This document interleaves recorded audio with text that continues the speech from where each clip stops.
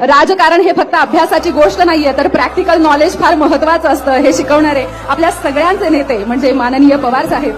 पण इतिहासाची पानं जेव्हा जेव्हा उघडली जातील तेव्हा तेव्हा सुवर्णाक्षरात एकच शब्द लिहिला जाईल आणि जो आपण सगळ्यांनी वाचला जाईल तो म्हणजे निष्ठावंतांचा सातारा. आणि अशाच साताऱ्यात आज माननीय पवार साहेबांनी अतिशय निष्ठावंत असा उमेदवार आम्हाला दिलेला आहे. आज शिंदे साहेबांनी 1000 कामं केलेली आहेत, मी त्यांची गणती करत नाही, पण माझ्यासाठी माझ्या मनात भिडलेलं एक महत्वाचं काम आणि मला खऱ्या अर्थानं वाटतं आज जेवढे तरुण मुलं इथे उभी आहेत त्यांनाही त्याचं निश्चितपणे कौतुक वाटेल ते काम म्हणजे मराठा आरक्षणाच्या वेळी मराठा आरक्षण हे नवी मुंबईला धडकलं.